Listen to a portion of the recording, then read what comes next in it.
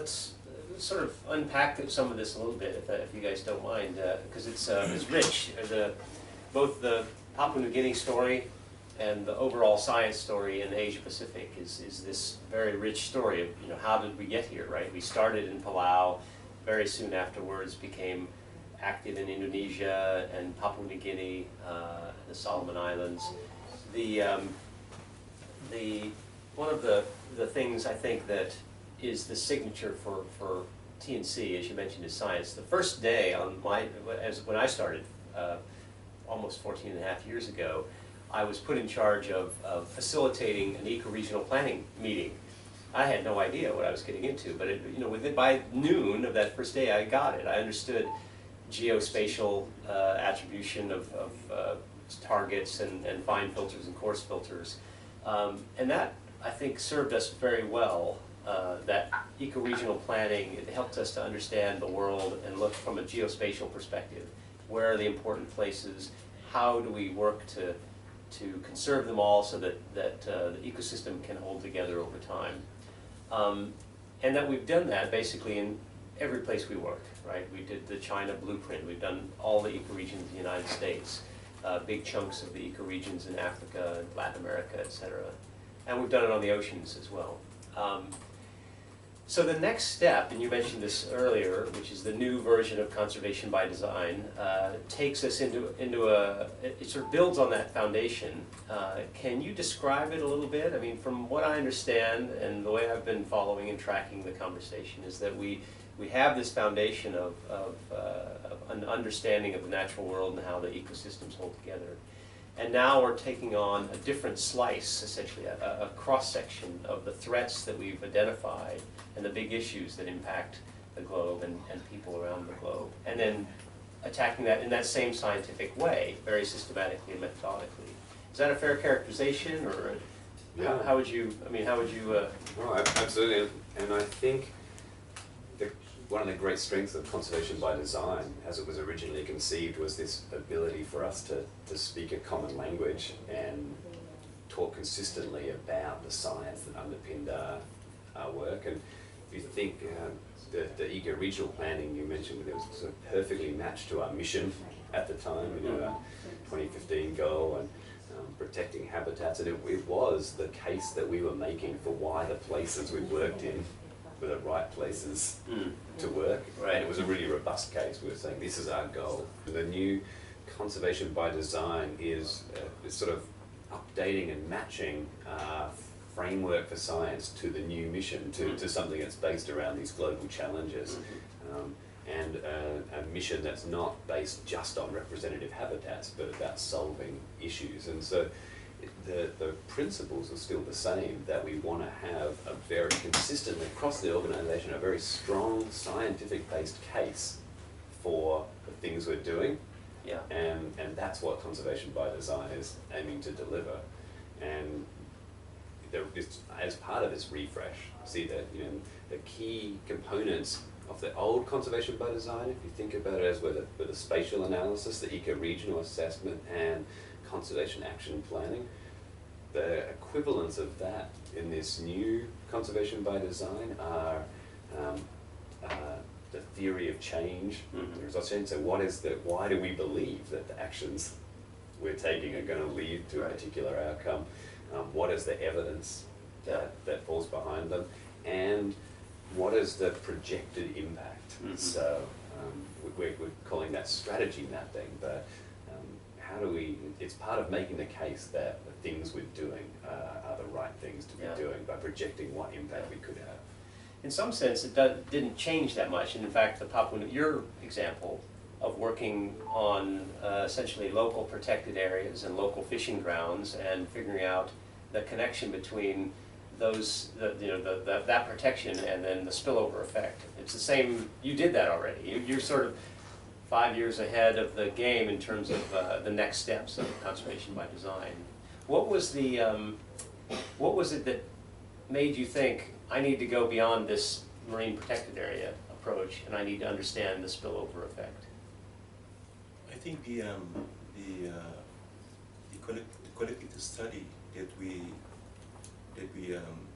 carried out with with participations of the locals actually taking part in the connected study actually motivates the community to take ownership of the results that was taken out from this study. Mm-hmm. So actually motivates the tribe to look beyond the scope of the research itself, look at sort of spatial kind of design that actually brings the tribe together. So having the 8 tribal council of chiefs coming together, making these enormous decisions to declare 50,000 hectares of seascape under management is really a kind of the science contributions. So you actually not only did the science, but you got the council, the tribal council, the chiefs, engaged and interested in the science too. They had a lot of faith in that science to help them make decisions. Well, yes, in Papua New Guinea, 95% of the land is owned by the people. Mm. So even the government sets the policies, but the policy cannot be implemented at the community level. So this is where the councils of chiefs are more sort of target in terms of try to make these decisions at the level. And those decisions, they stick.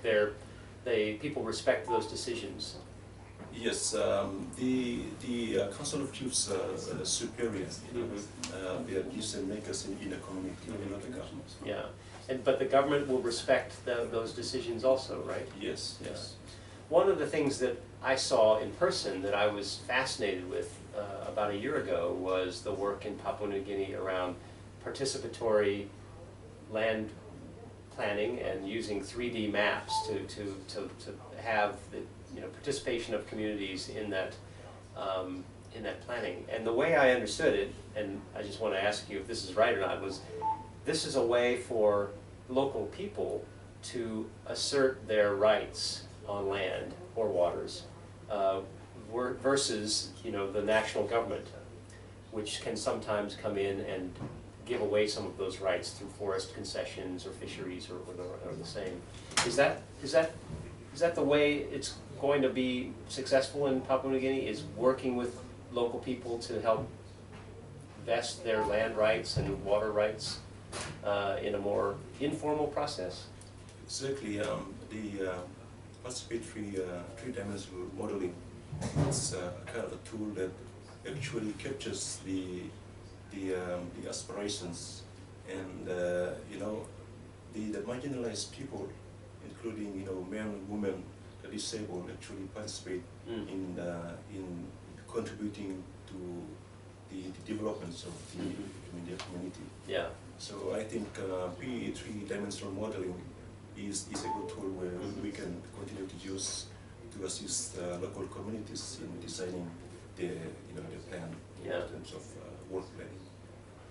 And the other methods really didn't work that well, flat mapping or other sorts of consultations, but this one, this 3D consultative process really is taking off, right? It's very, very popular in parts now of Papua New Guinea. Yes, actually, people when they took part in the P3D, they were very amazed because they can, within seconds, they can see their village and locate where the rivers are, the seas, the fish spawning sites. So it's very effective way of it's an effective management tool. Where a flat map maybe not as useful. No, I don't or think so. Or a computer or whatever. Interesting. Where did the Climate Challenger idea come from? Well, it's actually it's sort of from personal, because I have this kind of pride of my cultural heritage. So the idea of sailing the Pacific came up when actually took up a voyage from Manus to the mainland of PNG, and with a group of locals, we sort of came up with this crazy idea of why not we sail the Pacific. So anyway, TNC was sort of like interested in sort of the idea. So we decided to put the awareness of climate change into sailing, I mean the culture, so connecting culture and promoting promoting culture using the voyage as a means of educating the people in the Pacific about the climate change. Mm-hmm. And what was the biggest impact you feel like you had on that? What was the it was a number of months. You were connecting with lots of different communities around the Pacific. What was your sort of most proud moment, or what was your feeling like your biggest impact? Well, I think the information that we imparted to the communities, we actually reached out to more than 20 communities across from PNG to Solomon Island, and the video that we actually produced actually attracted more than 40,000 viewers. Actually, were able to see it on YouTube. Mm-hmm. And it's really, this voyage actually motivates or inspires a lot of people back home that they really wanted to be part of this voyage and Right. want to join this voyage if Yeah. we plan for the next voyage in the future. I did. When I saw it, I want to be a part of that next voyage. I'm not sure my wife will let me go, but I'm definitely wanting to be on the next Climate Challenger voyage. For the full 10 days. Yeah. So, what's on the horizon, I guess, for you, Manuai, in terms of what's your next big adventure, and what are you thinking about? Well, my last voyage actually was suspended because of the cyclone warning, so we had to suspend the voyage and return back. But we hope to continue with the second leg of the voyage. Perhaps we have some funding. We would like to continue the voyage from Manus to Palau and across to Micronesia.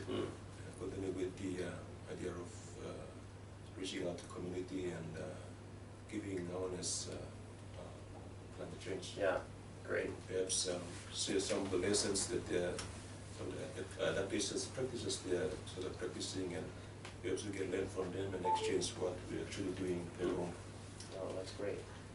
And Eddie, what about you? What's next on your horizon? What's the next big challenge you see for the AP region, and personally, what's your engagement look like for the next couple of years? Sure. Well, to start with, I'm just thrilled to be learning more about the AP region and our science team. I head to Beijing in a couple of days to work with the team there, and so what I'm most excited about in the short term is taking a lot of the good work that we are doing on science for our project, the data we are collecting, and helping tell that science story, help us tell a stronger story about the science we are doing and about the conservation we're doing through science. And there really are some low-hanging fruit that I think we can build on tremendously. I mentioned this to a few people because it's a staggering story to me, is that in Kalimantan we did all of these perception surveys about what deforestation meant to people, and we interviewed about a couple of thousand people across 500 villages, and this was done 5 years ago, done that with TNC and partners, and we did it partly to hear about orangutans, but some really important things came out of there, and two of the things that really struck me were what locals were telling us the impacts of deforestation in Kalimantan were temperature effects. It got hotter for them, made it harder to work in the field. That was the single biggest response. Interesting. And so that's something that I'm really excited to dig in on, and it's something we can bring a lot of different expertise to bear on, because it's a big health story. What other physiological effects? It's a big landscape planning story. How do the way we use forests help us ameliorate that effect? And I think it's, we often talk about urban heat islands and the effect of trees on temperature, but in some ways that agricultural communities across the tropics, that's a huge story. Same problem and a huge story. So that's an issue that I think is kind of right in the Conservancy wheelhouse. It will be a very big issue. It's got a lot of components in the story, so I'm really excited about working on it. So Manuai has become a YouTube sensation with the Climate Challenger voyage and the Climate Challenger idea. You've just had a really interesting experience also in Melanesia around forests and this and sort of pioneering a new approach to understanding how sound can be used to understand forest health. Can you tell us a little bit about that? Sure. And maybe your hopes to surpass Manuai in his YouTube views? I don't think it's possible. And I wonder how much of it is just because it's Papua New Guinea, too. It's a cool place. Right. Maybe Papua New Guinea is hashtag Papua New Guinea. Exactly. I think when these reporters call me up, that's usually the first thing. It's just, you're doing your Papua New Guinea, right? It's cool. But Papua New Guinea forests, I mean, it is cool because it's remote and it's relatively unknown, but it also means it's hard to do forest monitoring because it's hard to know what species are there. It's expensive. We don't have that kind of resources. So one of the things that we're pioneering that's getting a lot of attention, and I'm really hopeful of that, is listening to the forest and using that sound as a measure of biodiversity. And some of the things that can tell us. How does the land use plan, the community-based land use plan, actually work to conserve biodiversity? So are those small protected areas actually delivering biodiversity benefits? And that's in many ways similar to the same sort of question that Manuai was asking in the marine environment. And yet what we're doing is taking these acoustic recordings in different land uses and then sort of looking at the signature of that sound. And the principle is very, very simple. They're in a very healthy, intact piece of forest. You have a really complex set of sounds with animals and birds and amphibians occupying all of these different frequencies.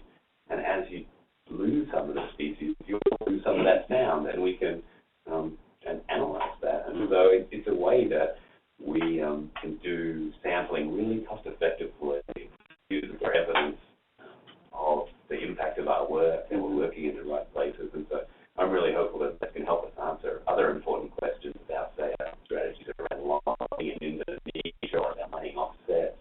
One of the things that struck me in Colorado when I started with the Nature Conservancy was we did these ecoregional plans, but in a sense, they were an answer without actually a question. And so we did these and we started working on them and tried to convince people that this was the right answer. What I think that people have done always in Asia Pacific is look for the questions out there that need to be answered and bring that kind of science and planning to it. And I think, where have our fish gone is a pretty good question, right? It'd be good to know and the answer to that and how to make the changes to it. Anything we're doing around forest fires and burning in Indonesia and the regional haze problem? Anything we can think about on that front? Sure, that's been a big topic of conversation here in Hong Kong. Yeah. Reporters wanting to ask. I think we work on lots of fronts here. A lot of the haze issue across Southeast Asia comes from burning on peat forests. People have cleared the land and burned it. Peat, for those who don't know, peat is basically a huge stack of organic material that's wet, and when people farm on it, they chop down the trees, they drain it, they literally build channels into the drain, and that dries out the peat, which lets the top part burn, and then the act of burning dries out the next layer of peat, which lets that burn, and eventually you get sort of coals beneath the peat, and so you have these fires. Peat fires could burn for 20 years, an individual fire, and then you could even put the top fire out and have it start again from the bottom. So peat fires are a huge issue, and the sorts of ways that we're working on it are really around land management practices for smallholder farmers. So this would be this might be an easier problem if it was just a domain of large corporations and multinationals, but actually these fires and the land clearing is often done by smallholder farmers who do stand to gain a lot from farming those areas. So our challenge is to to provide the mechanisms for them to transition to better management practices that doesn't involve burning, and give the governments in Indonesia mechanisms to work on that too. So that means things around land rights. How do you actually know whose piece of land it is? How do you respond rapidly to fires? So there's a lot of geospatial analysis that we do on where forests exist, and therefore where fire risk is. So, I think we've got more to tell going forward on the story of fires. And no, it's a huge issue. I mean, air quality generally, and I think a lot of our work here in Asia Pacific, especially Indonesia and China, a lot of our supporters are saying, what are we doing from the perspective of air pollution, and closely related to that is climate change.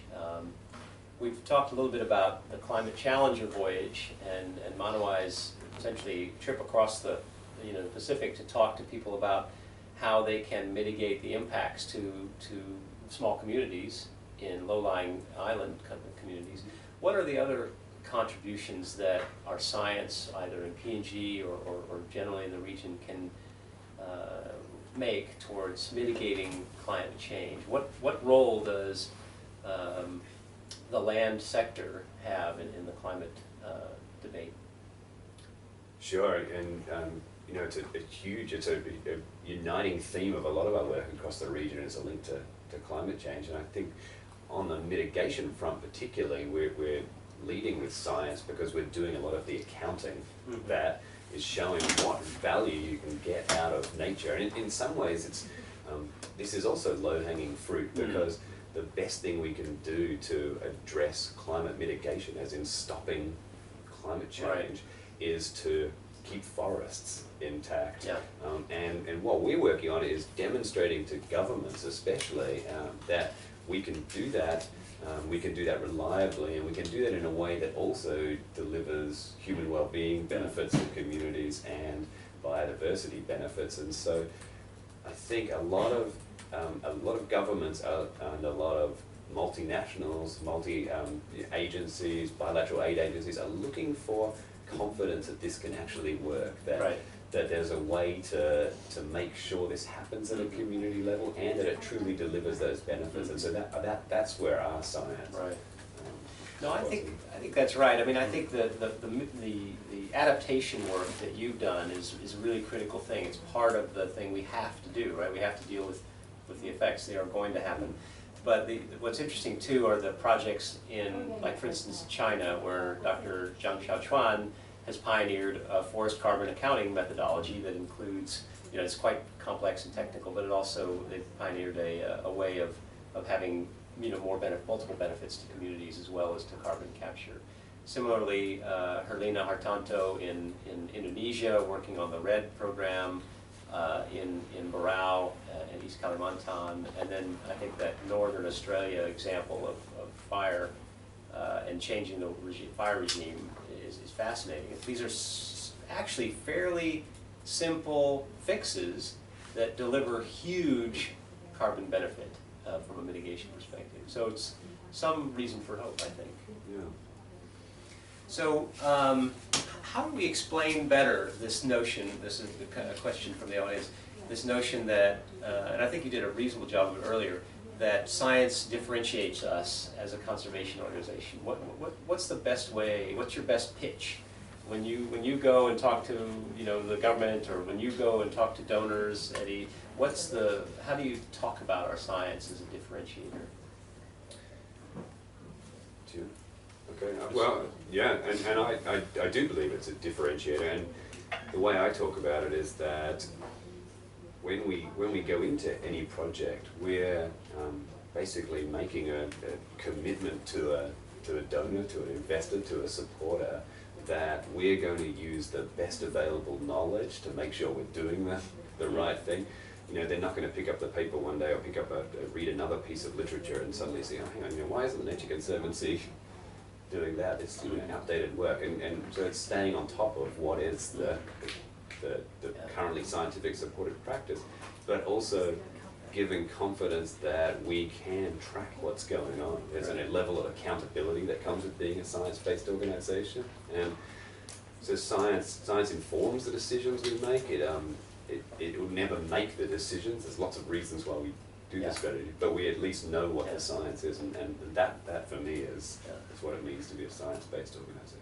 And Manuai, I think using science information to build the resilience of the communities and the ecosystem, I think is the key message that that it's important to the community in terms of how best the community can be able to manage the forest and the reefs that can be resilient to climate change and be able to support their livelihood. mm-hmm. So you had the job, I think, of convincing village leaders that, you know, a good scientific approach was important to their well-being, and that worked pretty well. I mean, if you were able to do this in a way that, you know, translated locally in a way that was impactful and that brought that group along. Can you tell us sort of how you explained it to them? I think the most important thing is to demonstrate. You know, we're gonna just give just theory. You have to demonstrate it, put it in practice, and see the results, and then you can sort of replicate, you know, the success to other communities. So And once the other community sees that this Yes. community has figured it out, then they're excited about it. No, it's great. We just have a few more minutes, a couple more questions, I think. So what work are we doing or planning to do in cities in the Asia Pacific region? Any? I might not be the best person to answer that question now. Maybe Manuai. I don't think you have cities. Maybe no. Well, I think that's it's a question that the cities aspect of our work has come on late, as we've realized, and I think a lot pushed by Peter Kariba, that, you know, cities have a lot of aspects that we neglected in the past, both for human constituencies, but also there's actual real nature in cities. And then nature can also act as a buffer and a mitigator for things. So I think this is a work in progress. I think, you know, some of our work in Australia around the big bay cities of Melbourne and Sydney and restoration of that ecosystem in the bays is one good example. Here in Hong Kong, Louisa and her team are working on ways of engaging the population here, but also engaging youth in conservation and nature. And then also having a look at fresh water and air and the like. And then I know our China team, you know, where all of the world's biggest cities are very anxious and engaged in as well.